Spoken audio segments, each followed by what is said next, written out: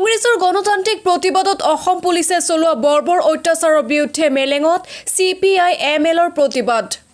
CPI-ML Jorhat জিলা সমিতিয়ে আজি মেলেং চাৰিআলিত কংগ্ৰেছ দলৰ ৰাজভৱন যাত্ৰা কাৰ্যসূচীৰ ওপৰত অসম পুলিচে চলোৱা বৰ্বৰ অত্যাচাৰক তীব্ৰ ভাষাৰে গৰিহণা প্ৰদান কৰাৰ লগতে হিমন্ত বিশ্ব শৰ্মাৰ শাসনক হিটলাৰী শাসন আখ্যা দি বিভিন্ন চৰকাৰী বিৰোধী শ্লোগানে পৰিৱেশ উত্তাল কৰি তোলে আৰু সেই অত্যাচাৰ দুৰ্ভাগ্যজনকভাৱে নিহত হোৱা মিডুল ইছলামৰ মৃত্যুত গভীৰ শোক প্ৰকাশ কৰে আৰু এই মৃত্যুৰ বাবে অসম পুলিচক জগৰীয়া কৰে।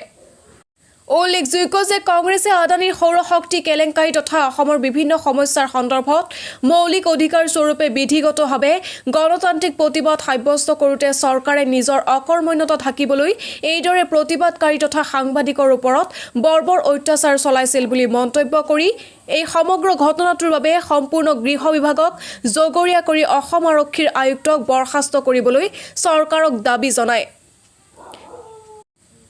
নিউজ ডেস্ক রিপোর্ট খবর 24/7 আসাম। জিন্দাবাদ জিন্দাবাদ জিন্দাবাদ প্রতিবাদকারী হত্যা করার জবাব লাগে প্রতিবাদকারী গণতান্ত্রিক অধিকার খর্ব করার নচলিব হিমন্ত সরকারের হিটলার গিরি নচলিব ইনকলাব জিন্দাবাদ ইনকলাব জিন্দাবাদ ইনকলাব। 18 ডিসেম্বর তারিখে কংগ্রেছে আদানীৰ সৌৰশক্তি কেলেংকাৰীৰ বিৰুদ্ধে আৰু অসমৰ ৰাইজৰ জ্বলন্ত সমস্যাসমূহ সমাধানৰ কাৰণে কংগ্ৰেছে লোৱা প্ৰতিবাদত যি হিমন্ত বাহিনীৰ পুলিচ বাহিনীয়ে যি বৰ্বৰতা প্ৰদৰ্শন কৰিলে, যাৰ ফলত মিডুল ইছলাম নামৰ এজন ব্যক্তি তেওঁলোকে হত্যা কৰিলে।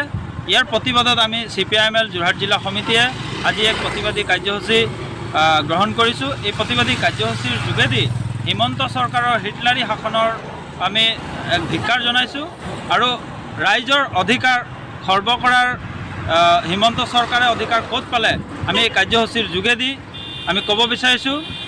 আৰু এনে বৰ্বৰতাৰ বিৰুদ্ধে অসমৰ ৰাইজক আমি একমুখে গৰিহণা দিবৰ কাৰণে আহ্বান জনাইছোঁ। আৰু এই 18 ডিচেম্বৰ তাৰিখে কংগ্ৰেছে আদানীৰ সৌৰশক্তি কেলেংকাৰীৰ বিৰুদ্ধে আৰু অসমৰ ৰাইজৰ জ্বলন্ত সমস্যাসমূহ সমাধানৰ কাৰণে কংগ্ৰেছে লোৱা প্ৰতিবাদত যি হিমন্ত বাহিনীৰ পুলিচ বাহিনীয়ে যি বৰ্বৰতা প্ৰদৰ্শন কৰিলে, যাৰ ফলত মিডুল ইছলাম নামৰ এজন ব্যক্তি তেওঁলোকে হত্যা কৰিলে। ইয়াৰ প্ৰতিবাদত আমি CPI-ML যোৰহাট জিলা সমিতিয়ে আজি এক প্ৰতিবাদী কাৰ্যসূচী গ্ৰহণ কৰিছোঁ। এই প্ৰতিবাদী কাৰ্যসূচীৰ যোগেদি